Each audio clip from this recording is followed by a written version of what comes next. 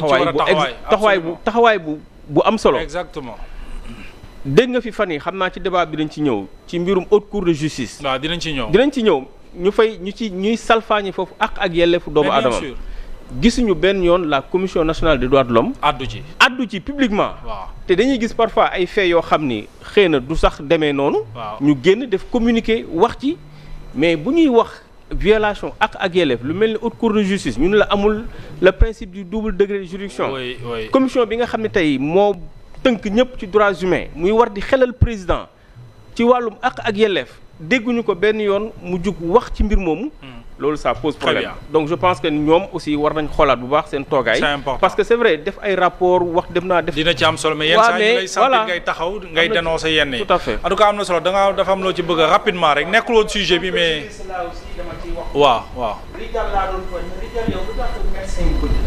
parce que yow fan si nga am.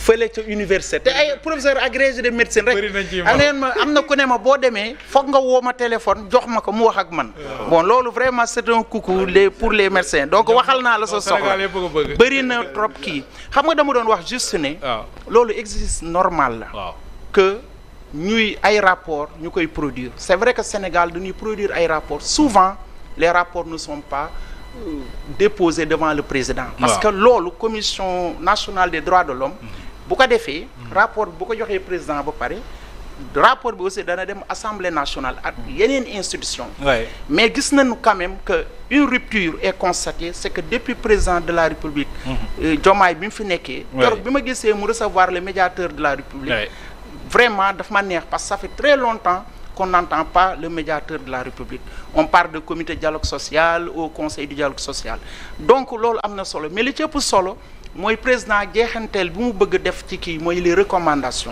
C'est bon que recommandations yéen fay jël ñëpp mën ko partager wu pour ñu gën a mën a taxawaay bu baax sur les droits de l'homme. C'est ça. Je pense que loolu rek laa ci bëggoon. C'est important.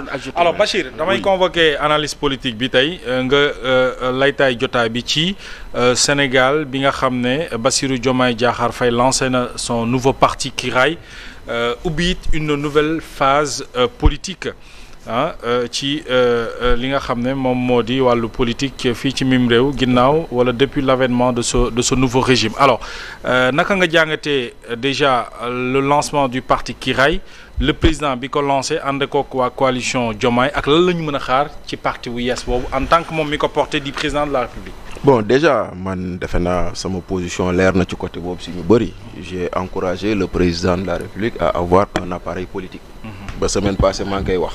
analyse yëpp loolu la ñu wax. waaw man je sais pas nag xam nga lu tax. waaw non c'est parce que un président doit être adossé à un appareil politique aussi simple c'est-à-dire que xam nga nee naa leen Diomaye en créant un parti politique il réhabilite Macky Sall il réhabilite Ablaye Wade il réhabilite Abdou Diouf Ablaye Wade dafa xeexoon ne Abdou Diouf warut a jiite parti ñu dem congrès 1996 Abdou Diouf doon président parti.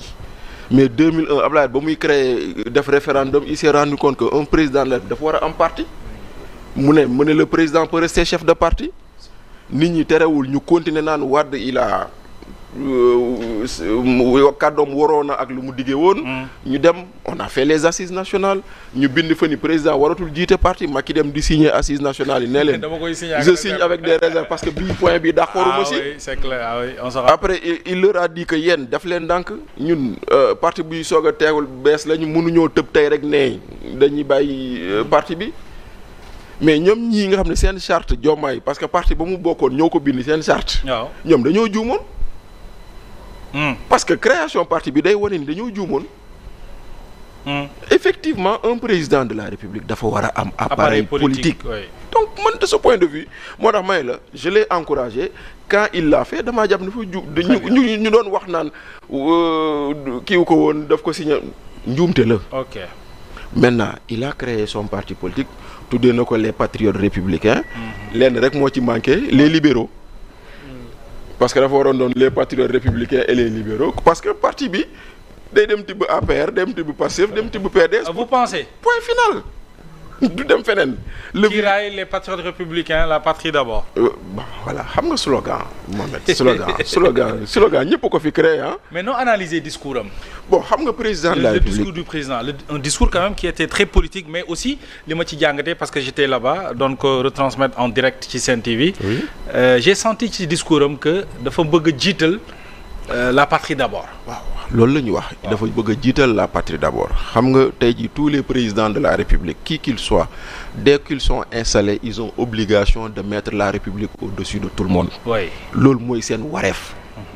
man c'est mois de novembre 2025 laa signé benn chronique xamal président de la République ni la République doit être au-dessus des relations personnelles. kon ñun bu ko waxee dañuy daal maintenant on l'attend à l'acte. pour xool lan lay joxe maintenant. waaw xam nga nag daf daan am situation boo xam ne on crée un parti. pour conserver le pouvoir. waaw xam nga pour aller à la conquête du pouvoir. waaw. mais ici on a créé un parti pour protéger le président.